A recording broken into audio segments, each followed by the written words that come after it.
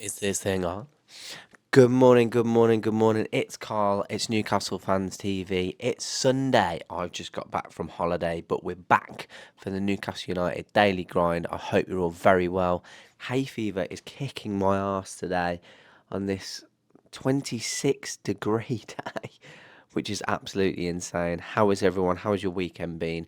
And before we get into this content, please smash that like button, share, subscribe.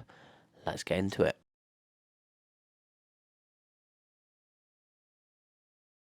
So, let's get into it. Let us start with the fantastic news of Sandro Tonali signing for Newcastle United. Did anyone of us expect this? Absolutely not. Unless you ask Sam Muller. Did Sam Muller expect this? Yes.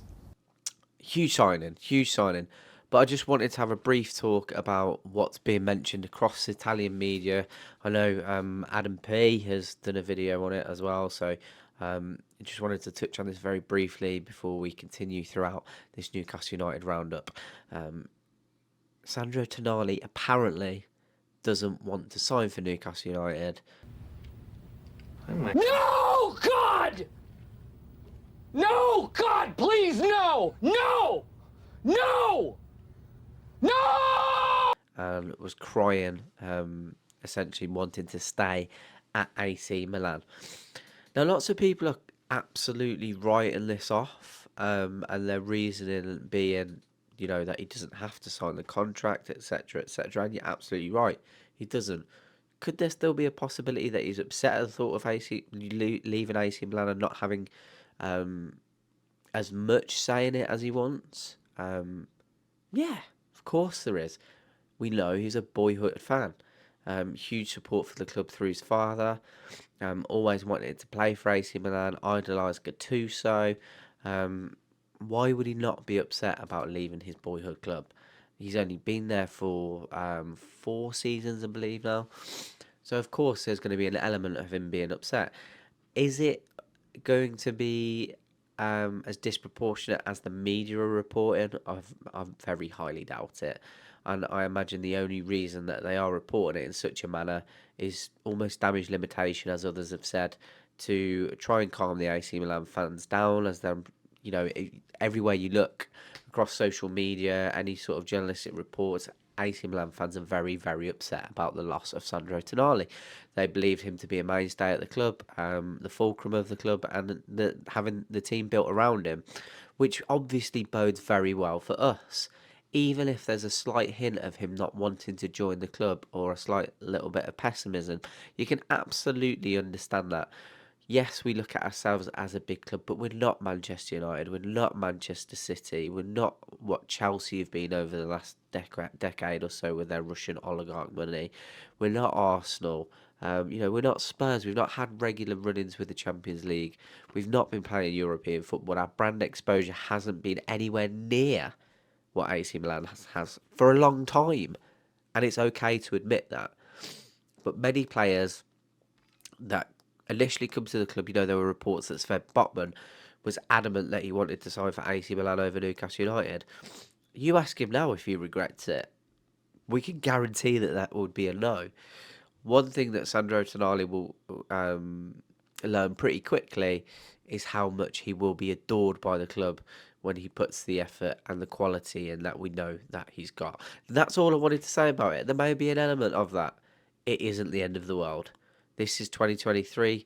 Money talks. He's a great player. I'm sure he's very professional. And if there is a little bit of doubt in him at the moment, that's absolutely understandable. He's moving to a new country. He's very young at the age of, at his age at 23, but I'm sure that'll be eradicated pretty quickly. And I look forward to seeing him in soon shirt, soon to be announced towards the end of the week, I imagine, as he's currently on international duty with Italy and preparing for a game this evening. We move on. This one is just unfortunately regurgitated reports on Szoboszlai. Apparently, we are making an approach for him over the coming days. The 22-year-old over at Leipzig, attacking midfielder. It does seem that the Madison stuff has stalled a little bit in terms of Newcastle United. So, because that's gone quiet, is that a positive? Is it a negative? Only time will tell. But reports are coming out that we are looking at Szoboszlai, so maybe things are progressing that way instead of James Maddison. Who would you prefer? Who would you prefer? Obviously, there's relatively decent age gap between the two. James Maddison with Premier League experience. I personally would prefer James Maddison. I would. But if you're looking for a wonder kid for the future, who can also slot into the side right now, obviously Szoboszlai is a very, very good option. It's crazy that we're being linked with these names. It really is. But yeah, let me know in the comments who you'd prefer. Newcastle United targeting Szoboszlai pretty intensely, if you're to believe any of the media outlets. This is the emergency broadcast system. This is not a test. Repeat, this is not a test. Stay tuned for further instructions. Oh, take 3. Struggling with my hay fever today. Apologies. Yeah, what I wanted to talk about in this segment is none other than His Excellency Yasser Al-Rumayyan. Did you watch the little clip? I say little, the clip that Newcastle United put on their Twitter. If so, what did you think about it? Let me know in the comments. If not, go and check it out. And I'll put a link in the description as well. Go and check it out, see what you thought. I just wanted to touch upon a little snippet that I took from that, and it was regarding none other than the financial fair play regulations. So he essentially spoke about the fact that we have to operate within those regulations, of course, something that we know, and the fact that we finished 4th has increased revenue and will allow us to spend more money. But it was what he said, how he said it. Now, we know that a lot of money, we will have earned a lot more money from TV rights last season than we have for a long time, because we were on TV so much, especially towards the end of the season when we were continually pushing for top 4, etc., and the League Cup final. So we got the money for that. Obviously, extra revenue for qualifying for Champions League, the revenue for finishing 4th, which would have been higher than last season. So I think, correct me if I'm wrong, I think we would have earned around 175 to 200 million for finishing 4th, as opposed to anywhere between 120 and 150, which we're usually used to. And then you've got the £40 million that you'll be receiving from Champions League TV rights. So there, straight away, based on previous figures, if I'm accurate, you're looking at around 60, 70, even £80 million extra that we'll have earned this season, roughly. And again, like I said, take those figures with a pinch of salt, because I don't know them exactly.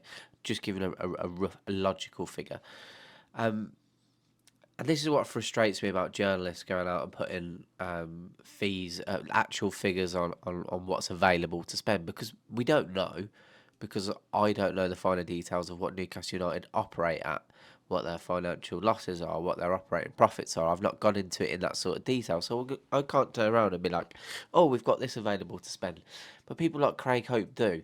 And I respect him as a journalist, and the same with Luke Edwards and many more, but it's just frustrating when they put specific numbers on, especially when they're unbelievably lowballed. I mean, even logically, you look at 75 million, you think, there's no chance. And we're close to, if that is the case, we're close to blowing the budget on Tonali already. However, anyway, I digress. What I took from it, as I said, was this sentence that Yessis said, that the more money that we'll be earning, we will be ready to have every position ready. And what I'm guessing he meant from that is that we will get the best available players that we can for every position. So they are fully invested in investing in Newcastle United. And I know lots of people were worried about this previously with regards to them looking at other clubs, etc. But don't be. Newcastle United are the pinnacle of especially the footballing investment that they have. Yes, they've bought 4 clubs in Saudi Arabia. Yes, they looked at Inter Milan. They looked at AC Milan. Yes, they looked at Liverpool, Manchester United, Chelsea. But Newcastle United are the baby of this project, And of course, we know that they have other huge projects ongoing in golf.